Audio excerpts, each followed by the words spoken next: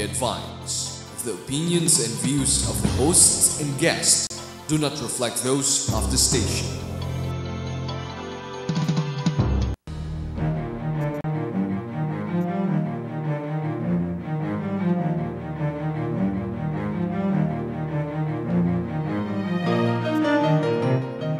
Hello, good evening. My name is Tambuatco. I'm sitting in for Aneta Blan.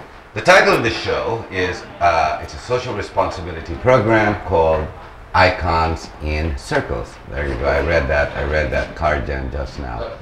Now, before we start this program, allow me to give you a brief introduction of exactly what we're going to be talking about. It's basically advocacies towards these social outcasts. Ano po ibig sabihin yan? Ito po ang mga tao na sa bilibid, and the advocacy here is there is a specific group that puts their time for these people who are incarcerated. These people who are incarcerated actually are terminal in the sense that they stay there till death. Now let's talk about advocacy very quickly. We have very many types of advocacies. We have the NGOs all over around. The most popular being you have the Rotary groups, the Lions, etc., etc. We also have the religious advocacies. You have the extreme left, extreme right, whatever. And why not? All the NGOs and all these groups and all these advocacies are there for a specific purpose, to help those who are in dire need. Now, who are those in dire need? Obviously, those who have less in life, or those who, well, are mga nakakawawa, one way or the other. At the end of the game, when death is a threat and it's a reality, I wonder how we all react. In this particular issue, this advocacy, this subject we're going to be talking about, is not the usual type of advocacy where it's just straight missionary work, which this one is. However, there are some controversies, and some people do question the act simply because we're talking about people incarcerated, people who are behind bars. Remember, when there has to be retribution, you know, when you do something wrong before you're brought back into the fold. This missionary advocacy is all about people who look at people as humans, basically. At this point, we're not going to discuss the merits of the case of who's guilty, who's not, who's criminal, who's criminally liable, who's bad, and who's good. You're talking basically of human life. With us, it's a group of 4 people to 5 that has expanded now to 15 women who put their time in mission work towards the Muntinlupa Bilibid prison. They call themselves the Thursday Group because they belong to a specific community in the South, and they enjoy themselves, and they're here on TV in this social responsibility program to reach out to you should you have that heart, and should you have the same requirement they have, which is to love another human being, most especially in their dire need. With me, right beside me, we have Miss Bobby De Vela, we have Josie Santa Maria, and we have Ivy Abenojar. Ladies, thank you for being on this program. Thank you for inviting us. Being Thursday, yes, because you go every Thursday, doon kayo pumupunta sa Bilibid, sa Muntinlupa. Basta right. Thursday, ando doon kayo. Yes. One of you maybe would like to explain exactly ang Thursday Group. Bobby? Either or. Bobby? Nahihiya pa si Bobby. Ano ba ginagawa niya? Pupunta kayo ng... Si Bobby started this. Yes, I read that in the Inquirer. Yeah. Yeah. She was inspired by the initial Bilibid Prison Ministry of Ninita Rivera. Who is Ninita Rivera naman? Ninita Rivera is may ministry siya sa loob, so yeah. Nagdadasal-dasal sila doon, basically. No, she was actually feeding, she was bringing food to a certain ward every week. And she was also helping in the spiritual growth of the prisoners. Through involvement in LSS and other religious activities. Okay. So Bobby was spiritual salvation. Yes, was inspired by Ninita to start the Thursday Group, and she invited us. And your Thursday Group, you go there every Thursday, basically bring food. Yes. But it does not stay with just food. Yes. So tell us about your advocacy. So you go there and you help them out spiritually, emotionally. What do you do? You pray then? Yes, we do. So you start out with a mass?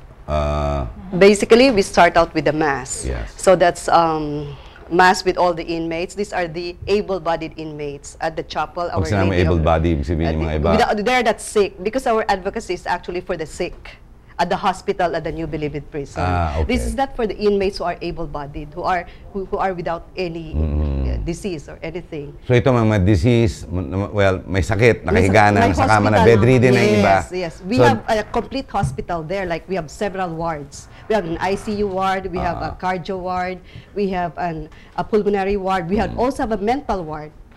So it's a complete hospital service. It's a complete hospital in itself. The government, but basically for those who are sick and dying, regardless if they're criminals or whatever, ando doon sila. These are all prisoners. We're talking about So prisoners. you have a mass and then you go into feeding, a feeding program.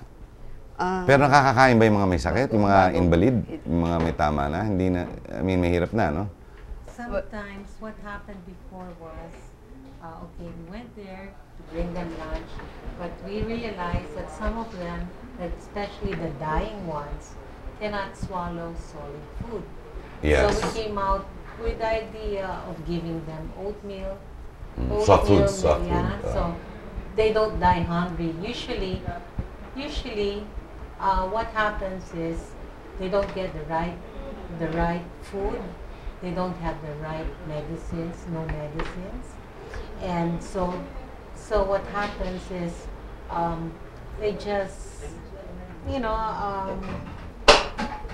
they have nothing at all. They die hungry.